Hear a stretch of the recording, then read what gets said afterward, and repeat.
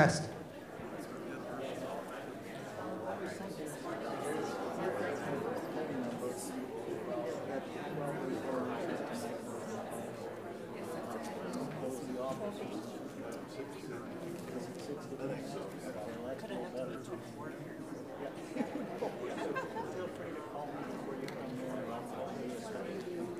Let me know. Yeah, let me know. Once I get a text from you that they'll come, I will be here. Okay.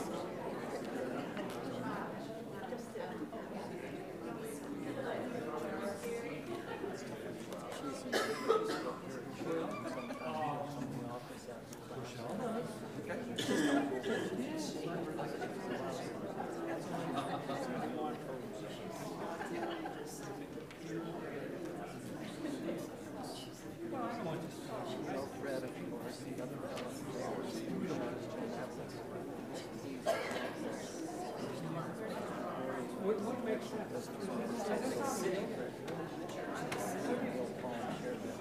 Can I get the chairs out, Fred? Right. I just want to be able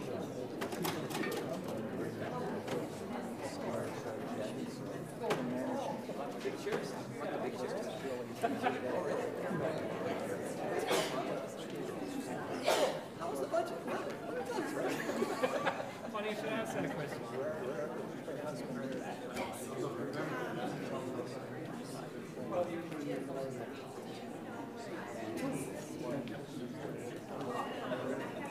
Well,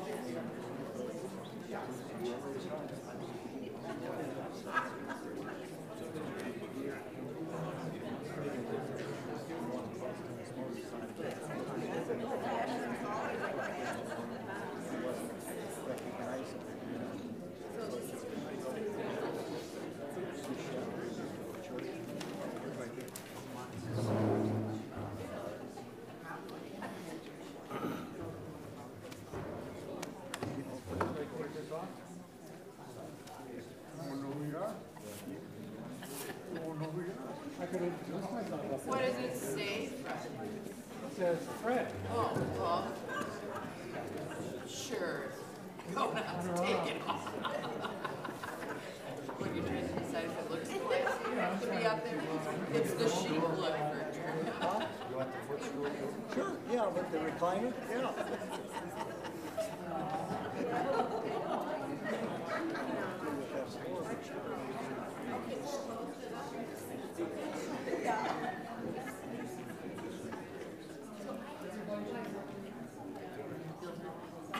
Do you feel it?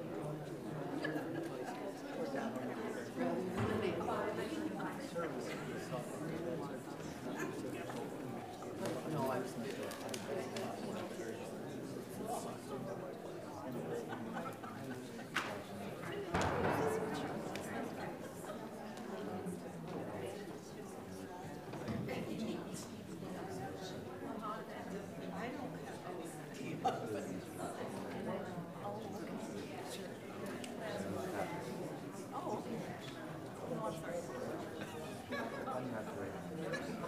She will next time.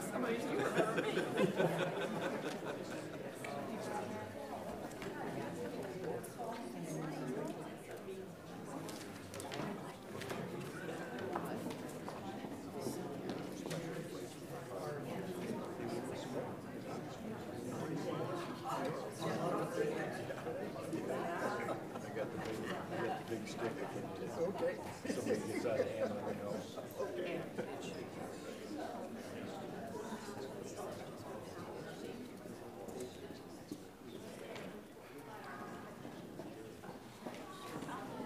Good morning, everybody. Is this working okay? But this seems like the distance. Hopefully everybody signed in. If you haven't, please sign the register in the back. With Jim Zajac has one, Mike Higby has one somewhere. There you are. So we should be in good shape. So with that, I'm going to start our annual meeting. The Constitution and bylaws of our congregation require an annual corporate meeting to be held in January of each year. Traditionally, it's the fourth Sunday, so that's where we are, right on time. At this meeting, all officers, ministries, and project groups shall present annual reports. Elections of officers and lay leaders shall be held, and any other business as necessary shall be transacted in preparation for 2019. According to Article 8 of our bylaws, all meetings of this church shall be conducted according to Robert's Rules of Order. The exception to this will be permitting online participation and voting for this meeting as allowed by the June 2016 revised Constitution for our church. In order that parliamentary procedure is allowed or followed, I have appointed Bob Johnson, there he is, as our parliamentary procedures consultant for this meeting. That sounds pretty important, and he's been practicing, I know it. So good. You're out of line, Fred. Uh-oh, I'm done. New moderator. I now call to order the 2019 annual meeting of the First Congregational United Church of Christ of Oconomowoc. I would like to call upon Pastor Dave to offer our opening prayer and prayer of remembrance. Pastor Dave?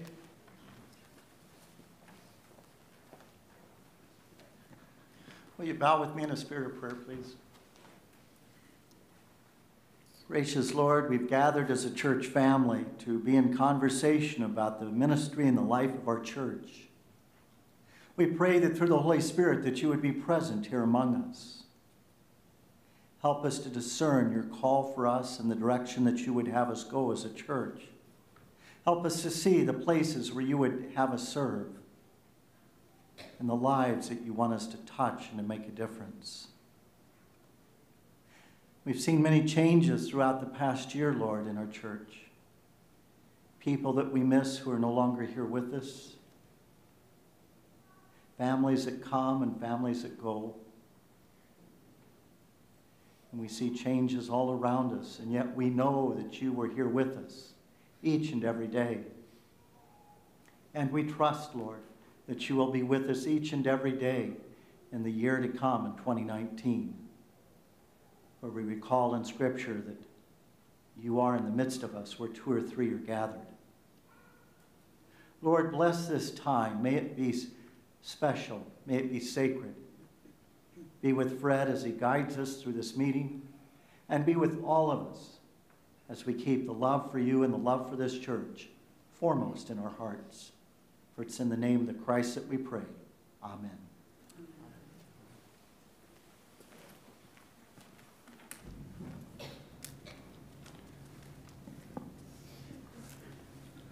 All active members of the congregation are eligible to fully participate in this meeting. Visitors are welcome at this meeting, but are requested to refrain from direct participation. All church members who are present are requested to confirm their presence for the record by signing one of the attendance sheets that are circulated in the back. So again, Jim and Mike, if you haven't signed, raise your hand and they'll bring it to you. Online participants have been asked to email or text their online participation to Amy Drua. Amy, do you have any online participants today? Yes, one. Okay. Thank you. According to Article 8 of our bylaws, 10% of the stated active membership shall constitute a quorum to transact business at a meeting of this church. The stated membership as of this date is, Rochelle, you said? We have 426 members, so we need 43 for our quorum. Gentlemen, what do we have? More than that? 64 or 5. Okay. So we do have a quorum, so we're going to proceed. This number would also include the members who are streaming, of which there is one. Also, well, I did identify the folks that are serving as tellers, and that's again is going to be Mike Higbee. When we get into the comments portions and comments and things that you want to share with the congregation, raise your hand, and they will bring the mic to you. When that happens, I'm going to ask that you state your name, so we have your name in the records of this meeting.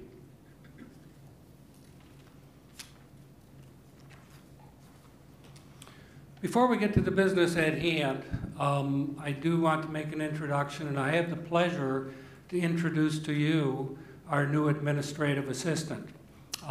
Liz Miller is in the front row up here. Liz, would you stand, please? And Liz will be joining us starting tomorrow morning, Lord willing.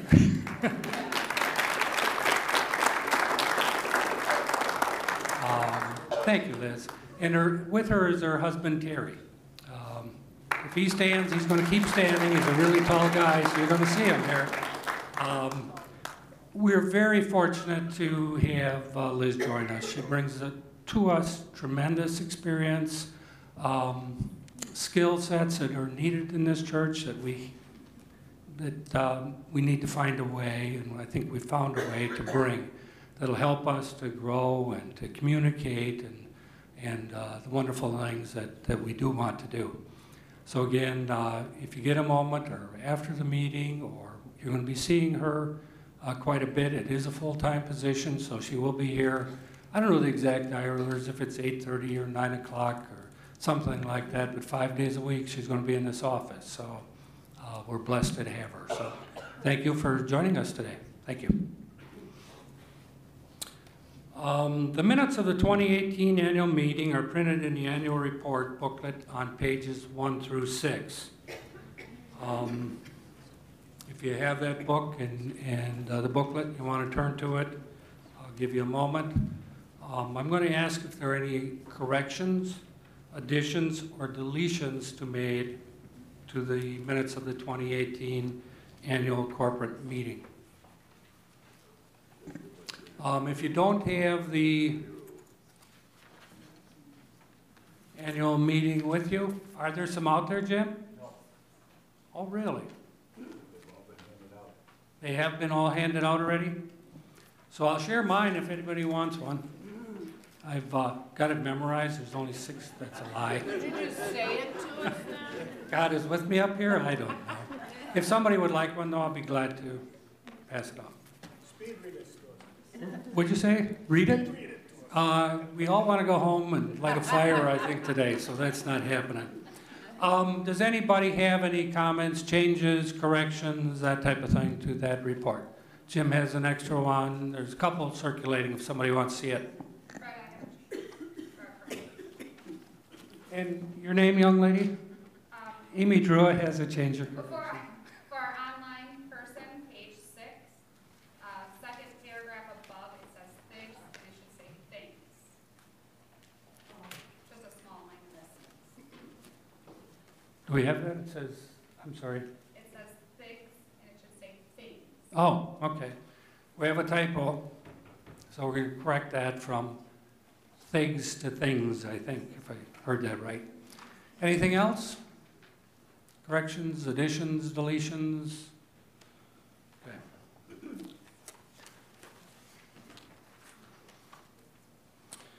The minutes of the June 3rd, 2018 congregational meeting are printed in the annual report booklet, same book, on pages 7 through 10. If you want to look at that quickly, if you haven't done it before, again, I'm going to ask that same question. Are there any corrections, additions, or deletions that you think should be made to that report?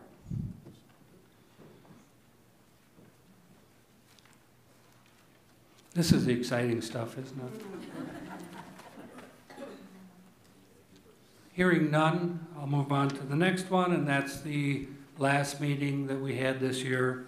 The minutes of the October 7th, 2018 congregational meeting are on pages 11 through 18. Again, the same questions. Are there any corrections, deletions, additions that someone would like to have? And we do have one back there. On page 13, the question, Lois Jackson, reminder, it should be reminded. It's just a typo. Okay.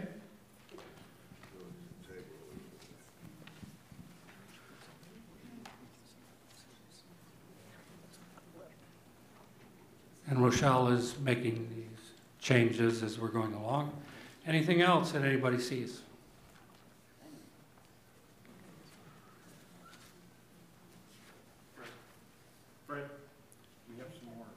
Okay, we do have additional booklets we found, so if anybody else would like one, we'll get them up. Please raise your hand.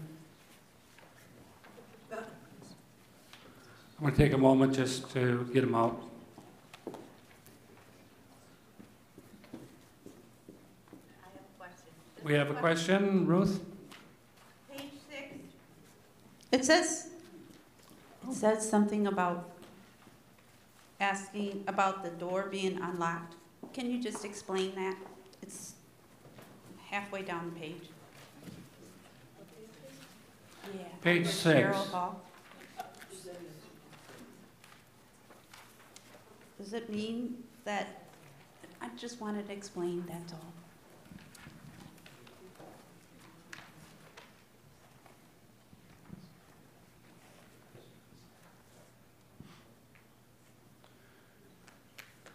Tim Schuyler, do you see that in there? I think it has to do with church security, doesn't it? Right, I think it dealt with when the choir was coming in early in the morning about if they were parking down below versus up above. When we wake up the church, the doors are unlocked at certain times. So generally the lower door is open in the morning and we don't open the upper door until closer to service. I think that's what it came to.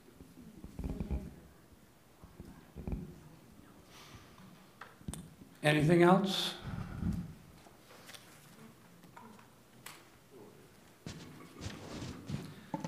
Okay, that being the case, I would now accept a motion to approve the minutes from the 2018 annual meeting, the June 3rd congregational meeting, and the October 7th congregational meeting.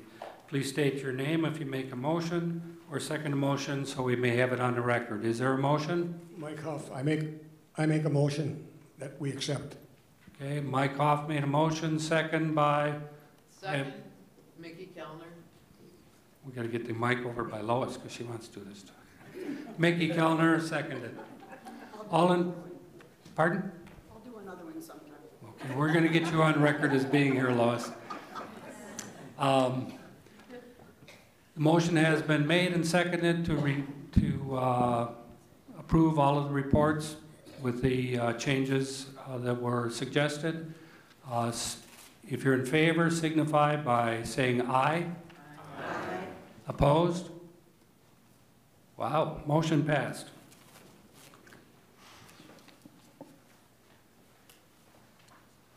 If you're online, and we do have one person online who is participating in this meeting, their votes will be added to this. There's about a 5-minute delay or so, I believe. 30 seconds. Whoops, 30 seconds. We're getting quick. Perfect. The Treasurer's Report for 2018 is found in the annual meeting booklet on pages 35 through 38. I had asked some of the folks that are involved with some of the reports that will be either talking or participating a little more directly, to be up here next to me, save a little time back and forth, and also you can see their smiling faces and stare at somebody else other than me the whole time. So, anyway, here he is, Jim Natalizio. All right, so if I were to ask you, how would you find out how we did last year? What would you look at? Treasurer's report. The income statement, right? Would you turn to the end and say, "Whoa, how did we do? We have net income of $10,000." You say, "Well, we did pretty good, right?" Well, let me tell you the rest of the story. Because we did do good. It was our contributions on page 35. Our pledges came in a little bit less than what we had hoped or what we had commitments for, but our fundraisers came in a little bit higher. Our expenses were lower, which is good. That helps us. And if you remember, in that middle section under fundraising, script, youth fundraising, and a new one this year, the car show, those really don't affect the budget because we've got the expense on the next page under education. So 701, 05, and 06, whatever we raise for the youth through script or the fundraising goes right back to them. So although it shows as income, it has the exact same outflow. We just put that in the youth checking account and they can use that for their trips. So it shows there that the youth fundraising goal was $12,000. Amy did not put that in there. I threw that in there because last year was a really big year because they had their international trip. So I threw that in there. But again, it does not affect the budget that we only came in at 6 because it goes out at 6. So it was just a placeholder. The car show is exactly the same, although we didn't have the expense in the income statement. So it doesn't show up on there. So that $9,000 really should be taken off of that $10,000 profit. So really, our profit was $1,000, which is still good. We're still above 0, which is always good. So if you turn that to the balance sheet, the other thing that you have to look at to see how we're doing, which is on page, well, I guess they don't have pages, on 37, I guess it would be. The top shows the cash. So 10101 is the cash we have available. And it's $46,000. So, hey, we're loaded. However, there's always a however. You turn the page, and you see the very first item there, it says prepaid pledges. Those are pledges for 19 that were paid in 18. That's 53,000. So you have to subtract that, and then you get a negative number. So we've kind of borrowed from ourselves to finish off 2018. You say, well, that's pretty bad. $7,000 in the hole we really are. But if you remember last year, we had a line of credit, and that was $10,000. So we did not go to the bank and say, give us $7,000 so that we can be whole and we can show that we're right on the money. We just borrowed from ourselves, so we didn't have to pay interest on it. But we did improve. The financial situation did improve from -10 to -7,500. So that's the whole story. Any questions?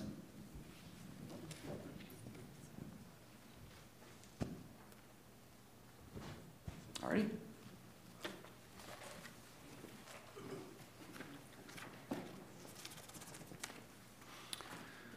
Thank you, Jim. I'll now accept a motion to accept the 2018 report of the treasurer.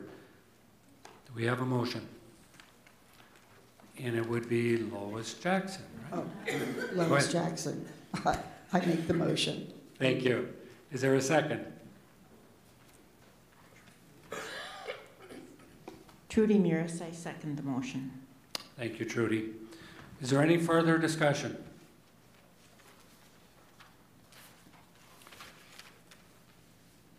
If you are now participating online, now's the time to email or text your yes vote if you are in favor of motion number 2, or no vote if you are opposed to the motion. All in attendance in favor of the motion to accept the treasurer's report as printed and read, please say aye. Is there, I guess we do have discussion, excuse me. This is George Moore. Jim, could you explain something to me? It pertains not only to 2018, but also it's a line item in 2019's budget. We, in 2018, spent $10,765 for payroll expense. Could you explain why this number is as big as it is, for one, and what does this company actually do for us? And thirdly, have we ever explored whether or not there's a church member that could handle this particular project or job and save us 11 grand? I don't believe we've explored that. We currently use Sikich. It's an accounting firm.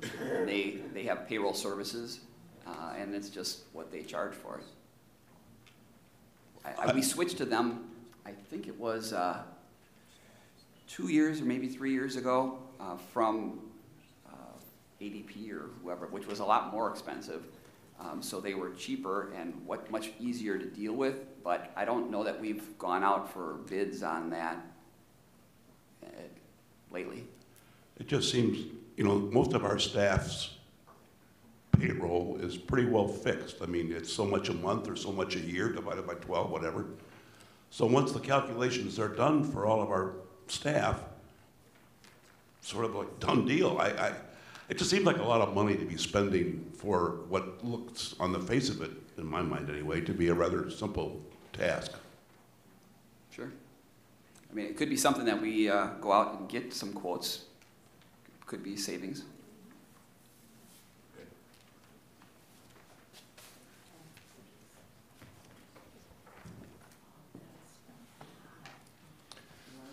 Is there any other discussion points regarding the budget? Yes, we do have one. Fred, I just mostly have a question. During this meeting, are we or will we be discussing 2019's budget? Or is that for a follow-on time? Yeah, we will be discussing 2019's budget. It's farther down the agenda when we get to, this is kind of going through all of the 2018 stuff first, and then when we get to 2019, we're going to be talking budget and concerns that we have. Okay, fine, thanks. Any other questions, points, discussion items? If not, I'm going to re-ask for the vote on acceptance of the 2018 budget. All in favor signify by saying aye. Aye. Opposed? Okay, budget passed.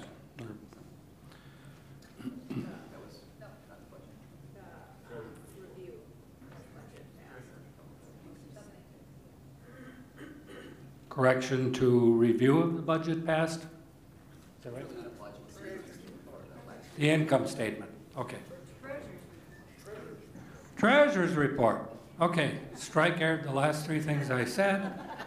The treasurer's report for 2018 has been voted on and passed. The leadership team had hoped to have the review of the budget done prior to this, and basically that's an in-house review that we do, just some checks and balances, follow up on some accounts. It's not a real in-depth review, but we do have a review committee that will be going over the statements, the checkbook balances, the accounts, and that will happen prior to the spring meeting. And then that report will be disseminated to the congregation prior, and will also be at the spring meeting. The review committee this year will be Dan Wiley and Katie Stevens. I'd like to find a third person, so if you don't have to be an accountant or CPA, as Katie said. Jill? Okay. We have a volunteer. Jill Riemann has stepped up and said she'd be willing to do it. Maybe not like to, but she's willing. And the thought process on that, and Katie kind of brought that forward, Katie Stevens did, was it would be nice to rotate some people through. So you come on, Katie's still on, she's done it a number of times. There's a process you follow, and it's laid out by the accounting firms, if I can remember, Winter, Kloman, and something or other. And they set out the process that we follow. Joe has told me it takes a total of about 4 hours. In the past, they've done 2 meetings of 2 hours. But the thought is Katie would go off after this year. We'd have 2 people that know what they're doing, and then maybe we'd bring people on. So it's not a lifetime position, hopefully. So thank you, Joe.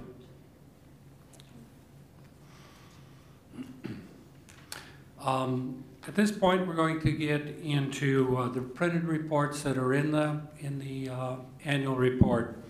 The printed reports of the senior pastor, the director of children and youth ministries, the Wisconsin conference minister, the moderator and leadership team, the historian and the clerk. Clerk can be found in pages 19 through 34. The printed reports of the 6 ministries, Craft Fest and Vendor Fair, Caring Connections, Hearts and Hands Christian Preschool, the Personnel Committee, the Landscape Committee, the Script Program, the Memorial Fund, the Legacy Committee, and the Memorial Garden Committee are found on pages 39 through 54 in the annual report.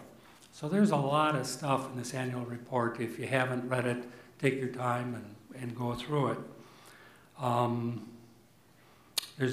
Again, it's very informative as to what they've done. I'm now ready to receive a motion to accept all these printed reports found in the annual meeting. Is there a motion to accept the reports? No, could we have questions on any of them?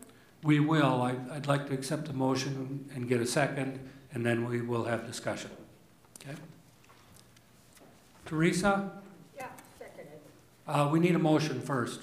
Oh, okay, I'll make a motion. Teresa has made a motion.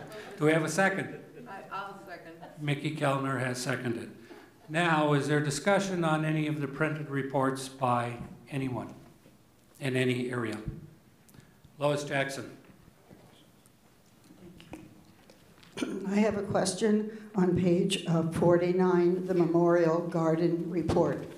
On the 13th, I had written a letter to each member of the committee, and I was to have a response back within 7 to 10 days, and I haven't heard anything. And I just wondered if there's any current, discussion about it at all. Is there anybody here from the Memorial? George. Where's George? He just walked out the door. Uh-oh. I know that there is a response, it either has been drafted or will be drafted. Is drafted. It is drafted, okay. And it's been put to a vote among the members of the Memorial Garden Committee. And it will go out to Lois very soon. Does she want to have it on the microphone? Yeah. Because we Yeah. can't hear what she's saying. Sorry.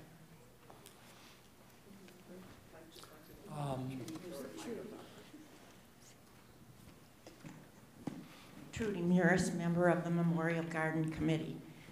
We have met over the internet.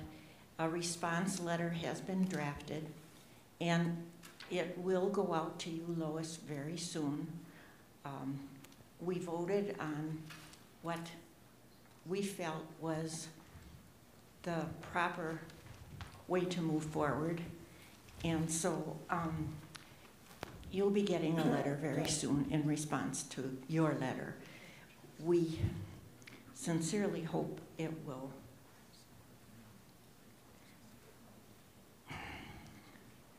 appease your concerns.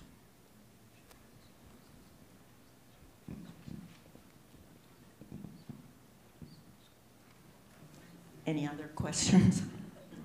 I'm waiting for Mike to get back in here with George, the. George is coming right now. He'll be here in about 30 seconds. Okay, he may want to speak to Speak to it.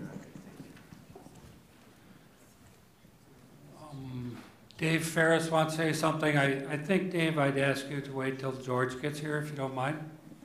I think this can go before George. At this point in the Memorial Garden Association, the discussion regarding this matter has not been unanimous. So I'll let George explain further.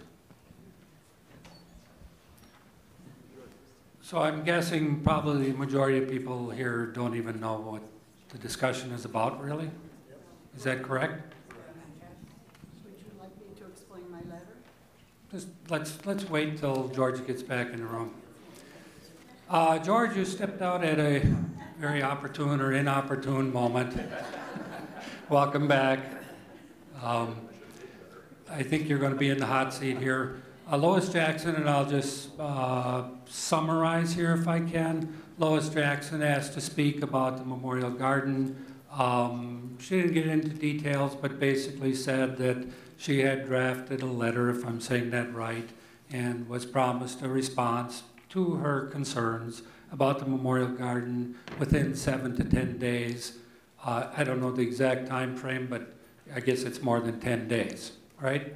And then Trudy responded and said that, Trudy Muris responded and said that a letter, I guess, has been drafted. It's ready to go out and will be going out shortly. And I think that's basically what's been covered. And Dave Ferris said, I don't know that I can summarize what Dave said. It was pretty brief, but basically said, what, Dave?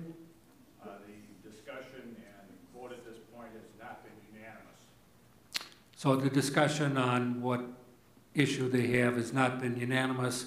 Majority of the people here don't have a clue what we're talking about, so. Okay. Do you want to address it, or do you want me to, George? Or? The Memorial Garden Committee has reviewed Lois's letter to us, and it's taken some time to draft a response to her letter. That response is pretty well complete. We needed to have input from all of the Memorial Garden members regarding the letter of our response.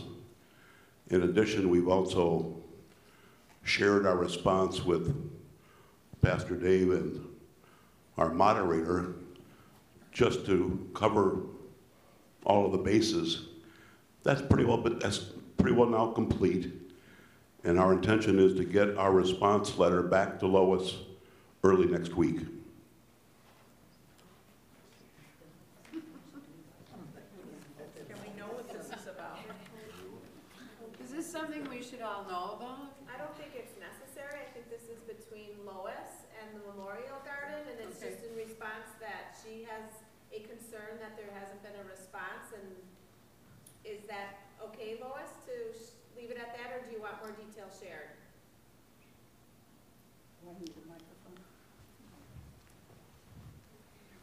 One sec, we'll get a mic over to Lois.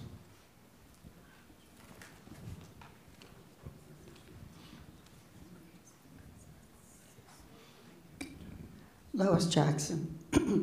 I don't know what the letter's going to say, the response that I got, but in listening to what Mickey just said and Ann behind me, I think that this is a big enough issue that it should come before the whole congregation. I think we should all hear about this and see how the congregation feels about it. This is what our denomination is all about, letting everybody know. And I guess I was the only one that ever wrote a letter about it, but I've heard an awful lot of discussion about it from individuals. So I think that, as I said, I don't know what the letter's going to say, but I do think that this is something that a lot of people in our congregation are concerned about. And I will just add that it has to do with the number of plots that you have to buy which is 4 right now, and I'm one person, and I'd like to buy 1 or 2, but I have no use for 4. So I'd ask the committee if they would consider changing their bylaws and make it more accessible to more of our church members. That's what it's all about. Fred, if I could respond, and I don't know what the historical precedent, this is George Muller again. To my knowledge, the congregation does not find it necessary to review the actions of the administrative ministry or the mission group or any other. I mean, those are internal workings of the various ministries overseen by the leadership team. We can have a discussion as a whole, but the Memorial Garden Committee has been charged with the responsibility of managing and running that garden, and has for the last 12 years. And I think the issue that we're talking about is a fairly complicated one, and it would take quite a bit of some time to make everybody aware of the nuances of the workings of the. So anyway, I don't know what else to say.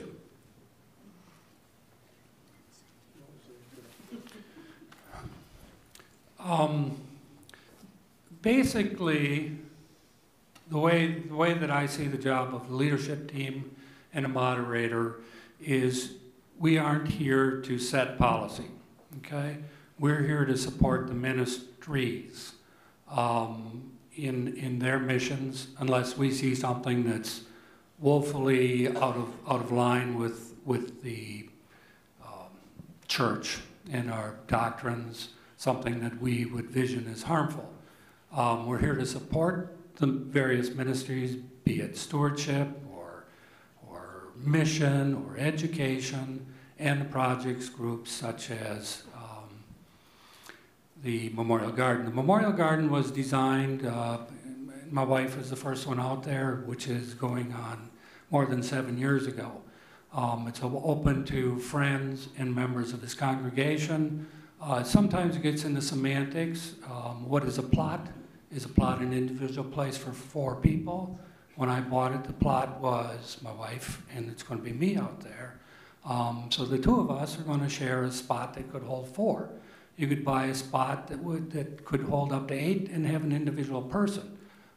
We're very competitively priced, so I guess we could beat this to death as a congregation, but I think it needs to go back to the Memorial Garden Committee and let them make their decision. Fred, George Muller again. I agree with you. I think it's in a little bit unfair to Lois in a way that this subject has received the attention it has at this meeting when she hasn't read or had a chance to think about the response of the Memorial Garden Committee to her letter. It's unfair to her, and it's unfair to the rest of us because a lot of folks don't know what the heck we're talking about. So my suggestion is exactly what you said. Let's table this until Lois has had a chance to read the response from the committee. If we want to bring this up again at a subsequent meeting, that's certainly our prerogative. Okay, Mike, you had a comment? I couldn't stand by. Lois said she was told she'd receive a reply in 7 to 10 days. How long ago was that? And why didn't she get the response? If she would have got the response within 7 to 10 days, this wouldn't have even probably been brought up. So the breakdown in communications, why tell somebody 7 to 10 days and she's still waiting? Well, I can't answer that, but sometimes it might take 12 days, sometimes, who knows? I don't know. It hasn't been a month, but I don't know. In response to Mike's question, we wished we could have provided a more speedy response to Lois. The question again was complex, input was needed from all of the members of the committee, and there was quite a bit of discussion back and forth. And so, sadly, the process took a little longer than we had initially anticipated. Okay, I think I'd like to move this along. I think we've got a decision. There's something forthcoming. I'm sure it'll be in your hands this week, right, George? If not the first part of this week, and then you can go back to them and the committee and hopefully iron it out. Are there any other points of discussion regarding committee reports? I think Amy said there was possibly one change in.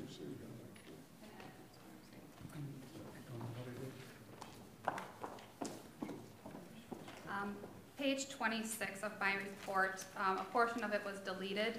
And second paragraph, it says, through my research I came across, and then it goes into another sentence, I came across another company that we will be working with, Pine Ridge, South Dakota, and that's where the mission tree will be going.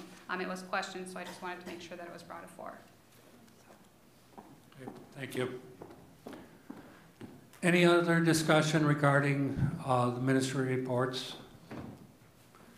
I think we've got a motion and second, so at this time I'd like to entertain a vote all that we accept and approve the minutes or the reports. All in favor signify by saying aye. Aye. Opposed? Okay, thank you.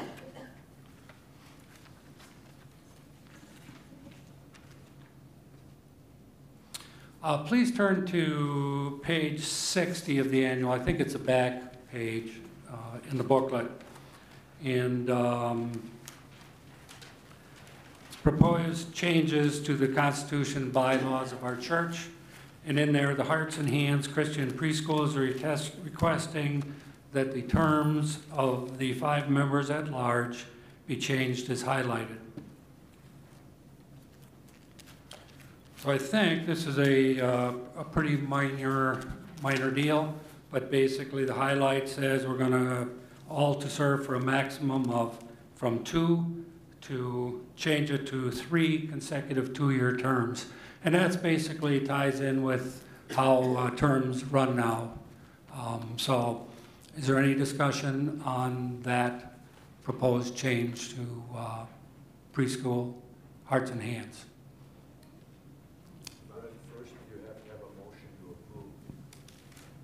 Fred, first you have to have a motion to Okay. There's our parliamentarian. So is there a motion? I so move. I move that we make it from 4 years to 6 years, because that's the most fun committee I've ever been on. And that was Peg McCollum. Is there a second to that motion?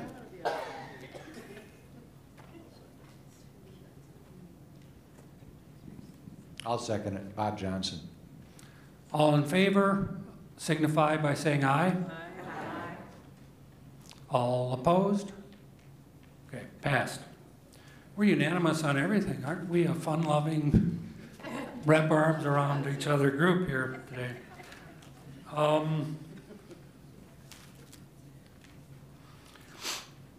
Article 10, Part A of the Church Constitution under the heading Leadership Team states, the leadership team shall submit to the annual meeting a comprehensive program stating the goals of the church for the upcoming year. To this end, the leadership team has presented their goals, and they're found on page 55 of the annual meeting report.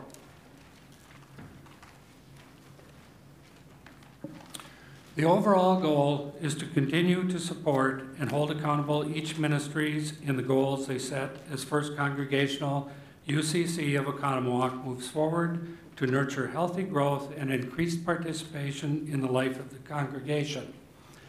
Excuse me.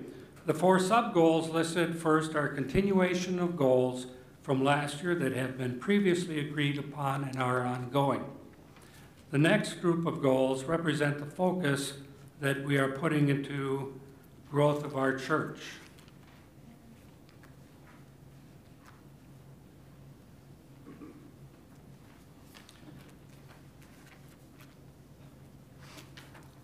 So the first ones that we've talked about in the past, support the work of the task force or project group to increase the effectiveness of our fundraising efforts. That was all laid out, but I think there's still a few things left to finish on that, and Rochelle headed that project group to bring it into focus, but I think what's left to do is maybe focus a little bit on sponsorships of events to increase the fundraising events. But the forms, if you're coming in and you've got an idea for a new fundraiser, it needs to go to that group. You need to think through the process. What are we trying to do? What are expenses going to be? What do we expect profit to be, hopefully? And there's a whole bunch of forms you got to fill out to make sure that we're all in alignment with it. Ongoing projects or fundraisers such as the Rummage Fair, Craft Fest, golf outing, things we've been doing for years, don't have to go through that process. But it's basically all laid out. It's just trying to find some sponsorship things to increase our efforts. The second one, support the effort to strengthen the adult Christian education ministry. That's an ongoing one, but that's things such as the adult men's retreat that we did last year and may happen again this year. The Bible study that's started already and is being pretty well attended. So far it's about 15 people coming every Monday evening at 7 o'clock. If the snow isn't too deep, we'd love to have all of you there tomorrow. But it's a good group and a great discussion. So those efforts are ongoing. Continued support for the continued development of Youth Soccer League for youth with disabilities. It happened last year for the first time. Dan Maloney headed that along with Pastor Dave, and it's a go again for this spring, and hopefully it's going to grow and get bigger every year.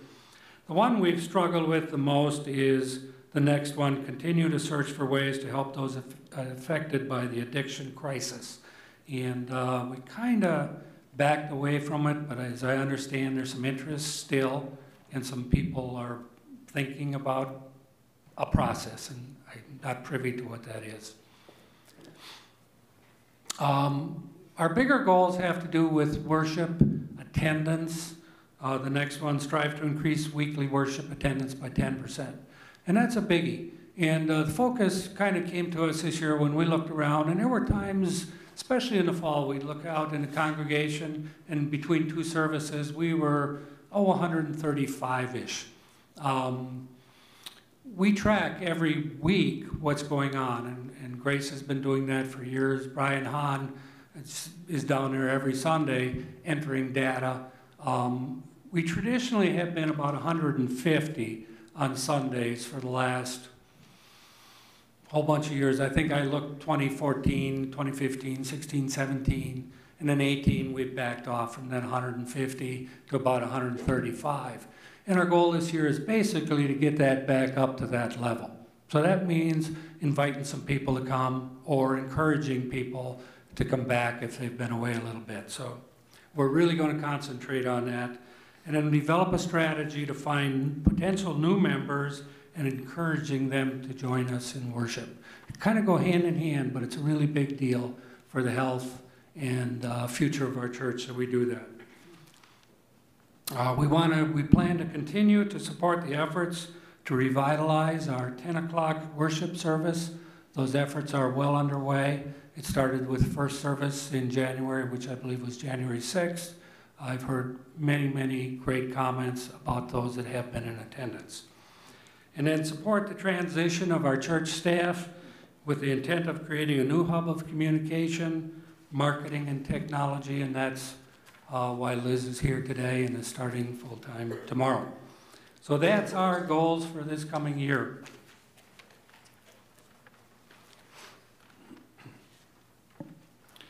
Is there any discussion regarding the leadership goals that I just discussed or brought forward to you? Okay. The nominating committee report can be found on the back of your annual meeting booklet on pages 56 and 57. I'd like to call on Trudy as a as a member of that committee, nominating committee, to just give a brief report on the nominating committee.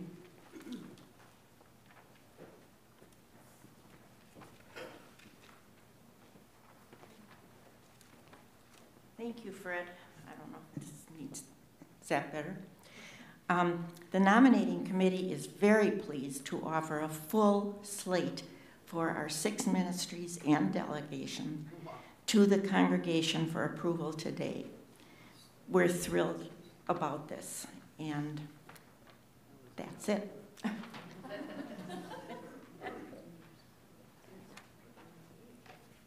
did say a brief report. Perfect. Thank you. I think there might be one possible position open, and that is on the nominating committee itself. I think constitutionally you can have 6 people on there, and I believe we have 5. So if there was someone that would like to serve in that capacity, it's not a bad one. I think basically it's the end of the year kind of thing, and trying to line folks up. Pastor Dave. Just one question, Fred. Trudy, I thought Kelly Bradley was not going to serve on That's correct. education, and Chris Natalizio is. Maybe we should announce that. Yep, there is a correction, and I should have mentioned that, and I knew better. In the education ministry, Kelly Bradley is listed as a member of that ministry, and that has changed. She won't be taking that on. She's engaged in a new job and lots of stuff going on in her life. So Kristen Natalizio has stepped up to take that slot. So if you got a pen handy and you want to make a note, Kristen Natalizio is taking the place of Kelly Bradley on that committee.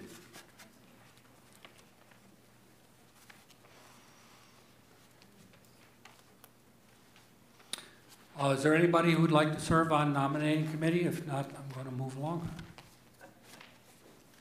Great. Fred? Yes, sorry. I do not want to be on that. Oh, come on. No, my name is somewhere else. I just think, boy, kudos to the nominating committee for getting a full slate. That's a lot of work. I'm really proud. That is a lot of work.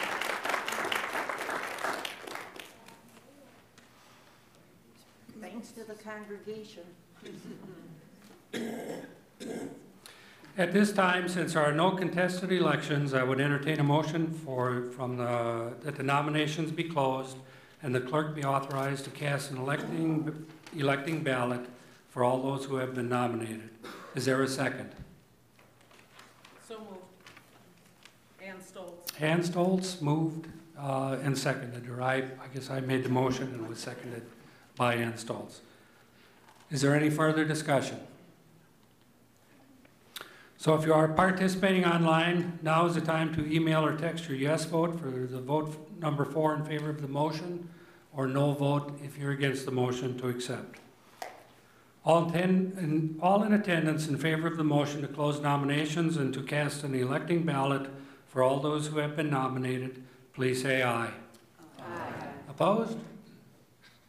Perfect. Again, what a wonderful group. The budget project group, the administrative ministry, and the leadership team has prepared a proposed 2019 annual budget to be enacted at this meeting. The proposed budget is found on pages 59 and 60 of your annual meeting booklet. I now call upon Jim Natalizio of the Budget Project Group to present our 2019 budget for your consideration. Jim, oh, there you are. Okay, good news, Jim has left the building. Bad news, Jim is here. So I emailed Joe earlier this week to see if we had an update on the pledges. I haven't gotten one in over a week, so I'm hoping more came in. But at last count that I had, it was 276,000. You can see on our budget proposal, it's 295,000 is what we were looking for. Originally, when we started the budget process, our projected budget was 337,000. So when we got news that we were more in the 270 range, we did a lot of cutting. we threw out the capital improvement fund, which we were able to add last year. That was the $10,000 that we had in our budget for unseen things that would come up in the future, like our parking lot, which is not unseen, it's falling apart, that we're seeing that. And that's going to be a couple $100,000 project at some point down the road. So we had hoped to put this $10,000 capital improvement fund in each year. $10,000 would start building, and we'd have that for these emergencies. Well, we've taken that out. We've also eliminated all raises for next year. OCWM request came in to raise that from 15 to 16. We actually lowered it to 14. The rearrangement of the office staff has saved us $7,000 this year and more next year. But all in all, we're still about $20,000 short from where we need to be. Again, that's assuming nothing else has come in. Have you heard of anything that you got? No updates. So I think we're still at 276. Now, in the past, we have gotten pledges that came in late. You know, some that came in January. I think we maybe even had some that came in February, but probably not $20,000 worth. And also this week, I found out that we had some things that were missing in the budget, like this year we're supposed to be having a pension for Amy in the budget, which I never got word that we were supposed to do that, so that's not in there. So there is a few things that have to be added back in there. So my question to you today is, right now, the way it's proposed, it's a faith budget, that we have faith that more money will come in either from new members, or current members, or pledges that were just delayed in getting in. Or do you want the budget committee to go back and say, you have to come back with a balanced budget? I mean, we got a suggestion from George today on payroll expenses. Maybe that will save us something. I'm not sure how much. It's not going to be $20,000 because it's only 10 to begin with. But there will be, in order to get it to be a balanced budget, we will have to do more cuts. George? I'm not sure if this is working.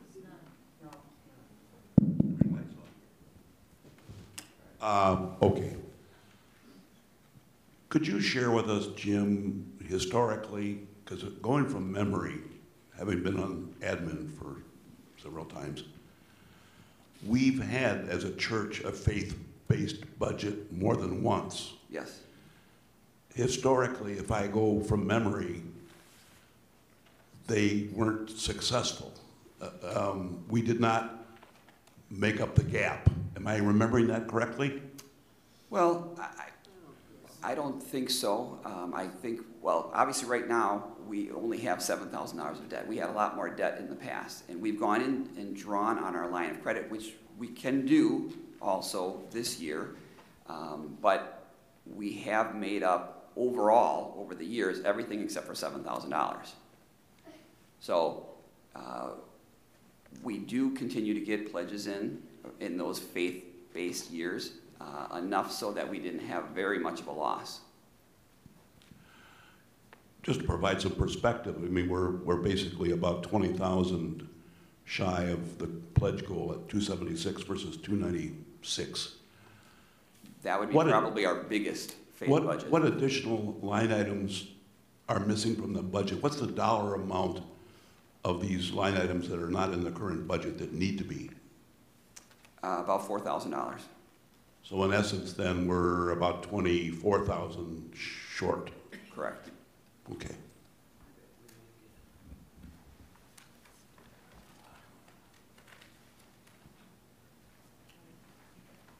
Patty?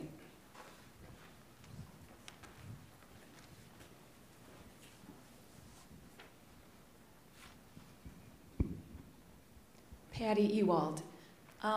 As a member of the Godstock Project Group, our mission has always been to have a community outreach event and not a fundraiser. We did not ever consider that to be a fundraiser, and I see that we're on the revenue side of raising $3,000 this year. I have concerns over that being in that arena for the budget. We don't solicit funds to come to our church general budget. We solicit funds to raise the awareness of our church and giving back an afternoon of fun and fellowship, not as a fundraising event. I'm also on the golf outing project group, and that we are all about raising funds, where Godstock is not that way. So I have a concern over that being a revenue item. So you would like that taken out, or?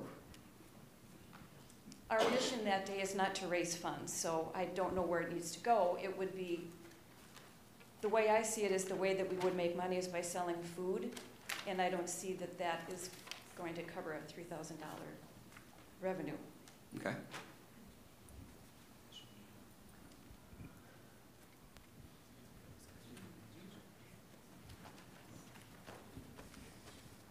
Jim? Oh, I just have a small thing to say. I think we could probably up the rummage sale to 12,000. It's in the budget for 10. That sneaks us a little closer. And then everyone, please bring in your rummage. All right. Yeah, start cleaning closets, yeah. Jim, it's Mickey Kellner. Are there a lot of outstanding pledges? We've been, mine is one of the outstanding pledges, but it's not a $20,000 pledge. We can change that. Are there a lot of, yeah, just short. Right. Are there a lot of us that possibly have been swamped with other things and didn't get our pledges in, or has most everybody, do you guys have a way of tabulating that? I've not gone through. My guess is that we have most of what we're going to get. There's not 30. I do, we don't, very few people have access to, including me, what people give or when they give. Oh, right. It's completely an office Joe function. Come in, if there were a lot of outstanding members this. I don't anticipate that. I know that Bonnie Lagerman headed stewardship. I talked to her a lot of times about this. They made a lot of calls, a lot of follow-ups, asked people to call them back, emails, things like that. And you can only do so much. I wouldn't anticipate, we'd be very blessed, I think, if we found another $10,000 in pledges, honestly. Thank you.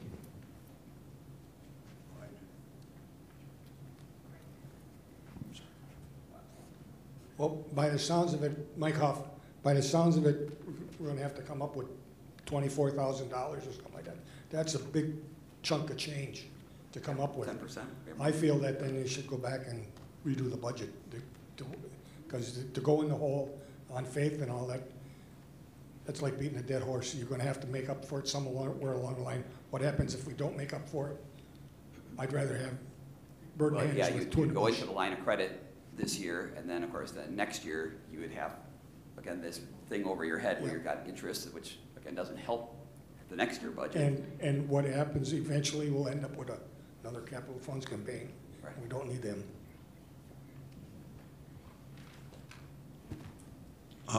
Jim, George Muller again. What's the downside of reducing the pledge number and increasing our line of credit number? Increasing what? Obviously, we have an interest expense to deal with in 2019 if we did that. But it would take the pressure off the pledge side of things, and if we did gain more pledges, obviously we could borrow less. But at least then the budget would be balanced. Well, it's the same thing. I mean, it's basically saying you're not gonna have a balanced budget, and you're gonna hope that pledges come in so we don't have to take much of a line of credit, but that's what that line of credit is there for. So when you don't meet them, it's the same thing. If we did have 195 and only 276 came in, you would have that line of credit. So you're basically saying it's kind of the same thing. It's a balanced budget, but you know that you have more expenses than you do income. So you know you're going into the line of credit, which would be similar to the faith base. I think I want to say too that, we're probably pretty blessed with our credit situation here at this church. there is not a mortgage, okay? And recently there was a valuation, I think, that Bob Johnson obtained from MSI General. They had built, I don't know if they built the entire church and the additions or just what, but they came in with a number around $600,000 of value of the building, okay? Pews and 5.5, not 600,000, excuse me, 5.5 million, plus, you know, things like pews and organs and all that stuff.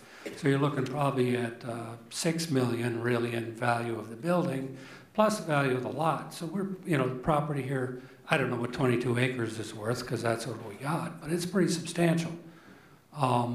You know, part, I think, of our focus, as we talked about in leadership goals, is we need to bring members and or get people back into the church. And if we can do that, we're going to be okay. But that's the faith-based part again. Fred, this is Bob Johnson. I just have a quick comment, and it was to kind of support what you were just saying is, as an organization and a church, if you look around at a lot of churches around the country, not many have zero debt. Not many households have zero debt. And if this, on the other hand, you don't want to run 4, 5, 6, 7 years in a row with a negative, you know, income statement either, because that means you're spending more than you're getting. If this is a one-year anomaly, that's not really that big of a deal from a financial standpoint, because you can make it up. So the other thing I want everybody to know, and Jim, you can address this probably even better, is there has been cuts to the original expense side of the ledger on the budget already. So it's not that we haven't, or the committee hasn't gone through line item by line item saying, can we cut, can we cut? And that's been done already. So could there be more? Certainly. Right. So those are just my comments. Yeah, as I mentioned, we've cut about $40,000 out of the original budget, which we were hoping to go with. Two things. The interest on the line of credit, do you know, what is it, 4%? I think, well, we haven't had it for a while. I think it's about 4.5%, something like that. I only was just personally introduced to that this year with my health insurance premium, so I guess for me, I would like us to see faith-based and using that, because if we're going to pursue all of these goals actively, we don't want to cut out any of the services and activities that we're supporting, saying, okay, we'll cut back on this because we don't have enough money for it, and then not do the things that are going to draw other people into our congregation because we're a vibrant congregation. I would hate to see us cut off that option by cutting our programs if we can use that line of credit where it's absolutely necessary and keep us functioning and assume that this kind of is just a slum. And I know that's very faith-based. I sound very optimistic, but I think, to me, that's how we ought to do it, so we're not cutting out what the church is here for. Right. Yeah, and the line of credit is a variable rate, so as the interest rates go up, it will go up with it. But I can't remember what it was at the last we had. I think it was 4.5. It's probably 5.5 by now, something like that.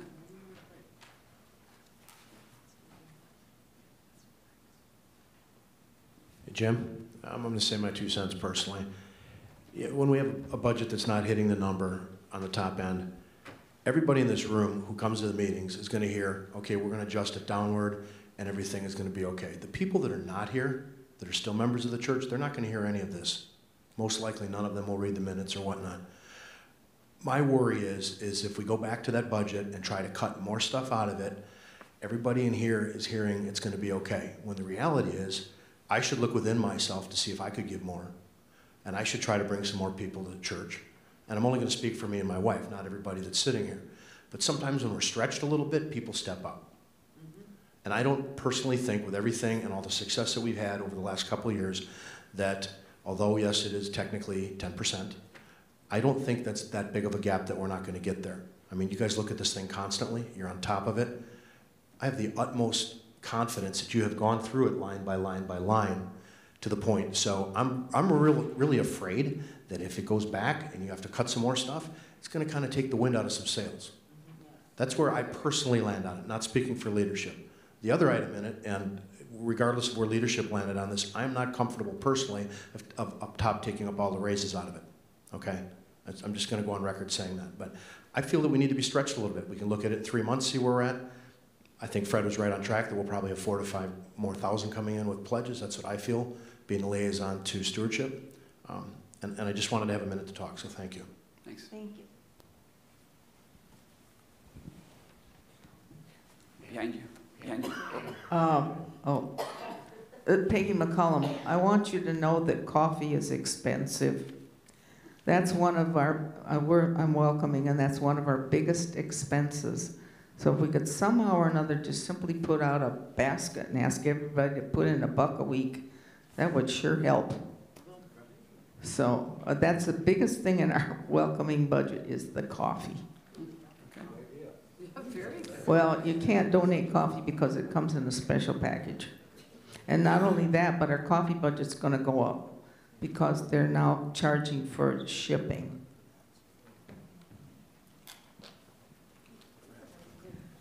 Ann Stoltz.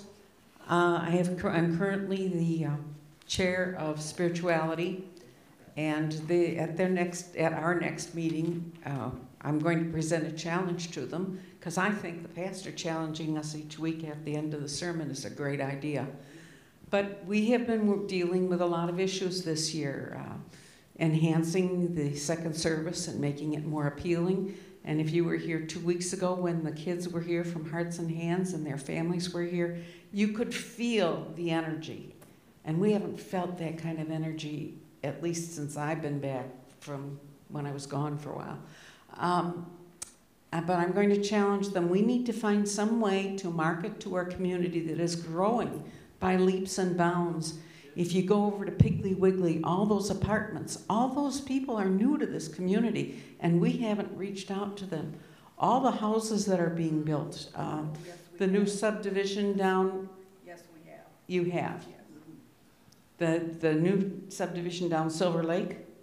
Well, we get information and we're doing more outreach now. That's part of our committee. Okay, well, spirituality is challenged to keep on enhancing worship services so that you can leave this place with a smile on your face and say to a friend or a neighbor or someone you bump into, hey, I just came from the best service and it was just heartwarming and challenged me for the week.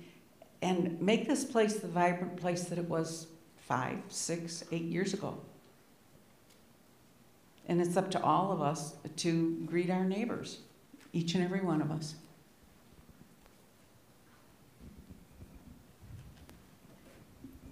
I would like to make a motion to adopt the budget as a faith-based budget. Second.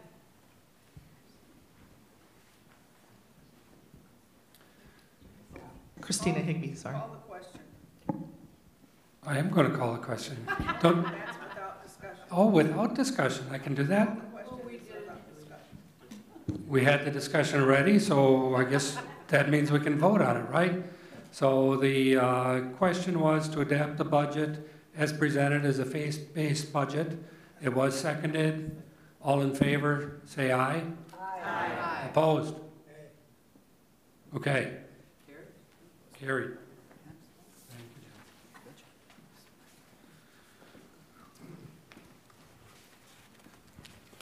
Now we come down to new business, and I guess I just want to make a statement before we do. As leadership, we had some pretty tough issues this year, and probably the most difficult was with our office and the change that we felt was necessary to carry us forward. And it really has to do with, as we talked about in the fall, I think, making it a technology hub so we can reach out to the community, communicate better with the folks that are here in the pews.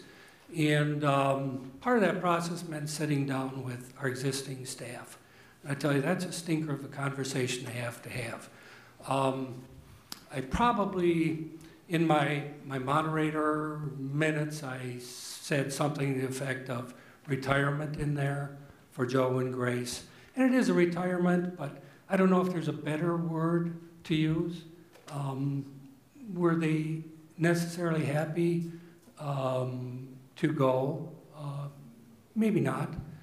But it is where we are, and I hope that you folks can accept that, because it certainly is not an easy decision. We love what they've done for this church and how they've been dedicated for all the years. So that's my kind of statement on that. With that, I'm going to open it up for any new business or old business. New business first. Anyone have any business or items they want to discuss? Hearing no new business. Is there any old business that anyone wants to bring up? Oh, yay. If not, I would entertain a motion to adjourn immediately. Is there a motion? Trudy Miras made the motion to adjourn. Is there a second? Cheryl Hoff. All in favor of adjourning, followed by, first, before you leave, a prayer from Pastor Dave. Signify by saying aye. Aye. Opposed? Adjourned. Thank you. Thank you, Fred.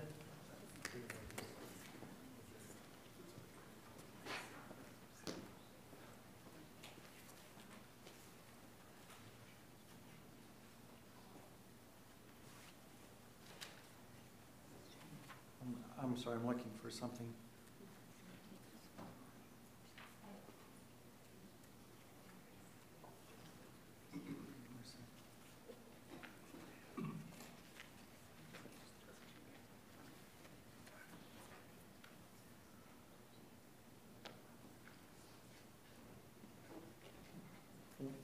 One of the traditions of our church is to take a moment at the January meeting and to remember and to recognize those that have passed away during our previous year.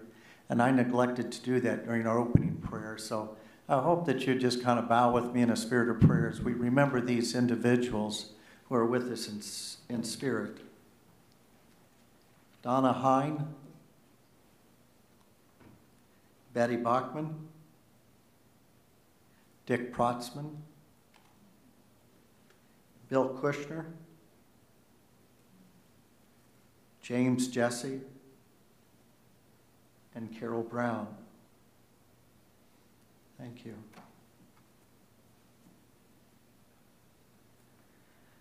Lord, we've gathered here as a church family, and we've had conversation. We see the challenges that are laid out before us in the year to come. We pray that you would give us courage and confidence that we will meet and exceed those challenges, and that our church will continue to grow in terms of the quality of its ministry and in the number of lives that we touch. We thank you, Lord, for the commitment of its members, for the challenge that you give us to do, and for your blessing upon us. We give you our thanks. Amen.